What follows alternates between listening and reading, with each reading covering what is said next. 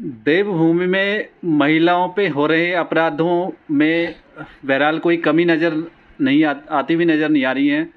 जिस तरह से हमारी देश की सरकार यानी केंद्र सरकार बेटी बचाओ बेटी पढ़ाओ की बात करती है, लेकिन उसी के इतर समाज उन बेटियों पे अत्याचार करने से कहीं गुरेज नहीं कर रहे हैं। जो बेटियां जीना चाहती हैं, अपना सामाजिक जीवन जीना चाहती हैं, ऐसी ही एक घटना उत्तराखंड के टिहरी जनपद के प्रतापनगर क्षेत्र में घटित हुई, जिस लड़की को उसके घर वालों के द्वारा यानी ससुराल वालों के द्वारा लगातार जलाया जाता है, जला जला करके प्रताड़ना दी जाती है और अभी उसका इलाज देहरादून में जारी है।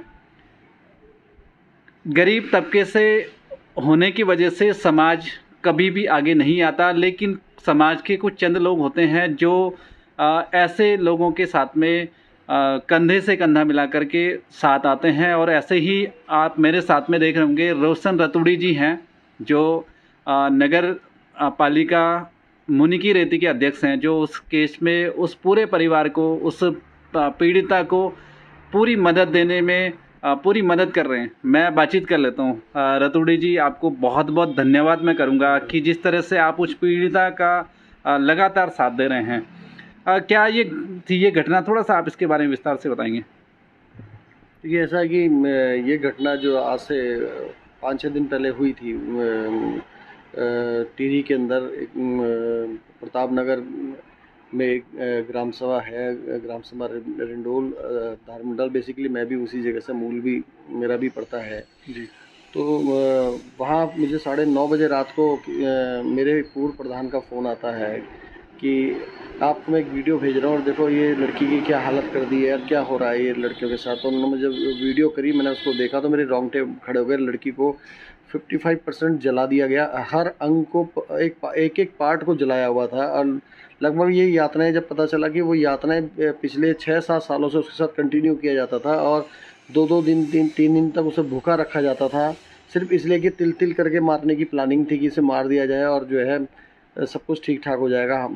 दहेज का कि गरीब परिवार से कुछ भी नहीं लेके आई, ये सारी चीज़ें जो है। अब वो उस लड़की ने पहले भी अपने जब माता पिता को बताया तो माता पिता बहुत गरीब परिवार से बिलोंग करते थे। लड़की के पिता हैवी टीबी के बहुत बड़े पेशेंट हैं और उनके पास खुद के इलाज के लिए पैसे नहीं, इसलिए घर में जो है सिर्फ घरेलू नुस्खे से अपनी दवाइयाँ कर रहे हैं, लोगों से सहयोग ले लेके अपनी दवाइयाँ कर रहे थे, जो संज्ञान में आया मेरे। तो फिर जब देखा कि वो लड़की ने आज से 2012 में भी जब इसके साथ घटना हुई थी तो उस समय भी वो पुलिस के पास गई। पुलिस के पास उन्होंने जो है अपनी बात को रखा और वो लड़की अपने मायके वापस प्रतापनगर क्षेत्र में आ गई। फिर कुछ समय बाद पुलिस ने ही वो वापस बुलाया, क्योंकि विकास नगर में ससुराल था। मूल रूप से उत्तरकाशी जोगत से बिलोंग करने वाला परिवार था, जगुड़ी कास्ट से रिलेटेड थे। तो फिर जब ये वापस आए तो उन्होंने, उनके ससुर ने लिख के दिया कि आज के बाद जो है ऐसी कोई घटना नहीं होगी, मैं जिम्मेदारी लेता हूँ, कि एफिडेविट दे दिया कि मैं जिम्मेदारी लेता हूँ। लेकिन सिलसिला रुका नहीं, फिर कंटिन्यू वो जो है 4-5 महीने बाद फिर ऐसी स्थिति बनती रही कि उसकी सास और उसकी नंद रोज़ उसे गरम तवा करके जो उसे जलाए, उसके मुंह में कपड़ा ठूस के उसको बहुत बुरी तरह से प्रताड़ना करते रहे। 31 साल की वर्तमान में वो लड़की है। अगर आप भी कोरोनेशन में जाके देखेंगे उसकी हालत, तो ऐसा लगता है कि कम से कम जो है 55 साल की हो गई हो। बहुत सूख गई है लड़की, मुश्किल से 35 किलो वजन, 36 किलो वजन भी नहीं रह गया होगा। इस स्थिति में बना दिया उस लड़की को इन्होंने। 3-3 दिन तक खाना भी नसीब नहीं था, चोरी छुपे बासी खाना, इस तरह का खाना खाती थी। उसके 3 मासूम प्यारे प्यारे बच्चे थे। जब उनसे हमने बात की जब प्रकरण में, तो वो बताते थे कि मम्मी को इस तरह से ये ऐसा दादी करती थी, ऐसे बुआ करती थी। लड़की ने बताया कि उसके ससुर जब छुट्टी पे घर आते थे तो सास के साथ मिल के गला घुटने का करते थे, कई बार मार पिटाई करते थे।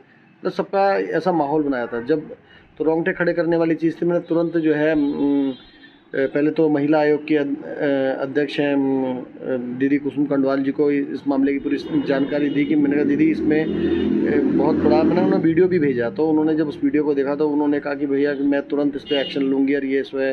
तो मैंने कहा मैं सुबह टिहरी जा रहा हूँ। फिर मैंने एसएसपी टिहरी से मैंने भी बात की, उन्होंने भी बात करी, उन्होंने पी रेणुकर जी से भी बात करी। फिर मैंने संबंधित टिहरी गढ़वाल से बिलोंग करते हैं। प्रदेश के मंत्री सुबोध दुनियाल जी को भी बताया तो उन्होंने भी डीजी से बात करी। तो हम लोग यहाँ से गए निकल के कि भाई इसको न्याय दिलाना और चाहे हर संभव मदद इसको करनी है इस लड़की के लिए।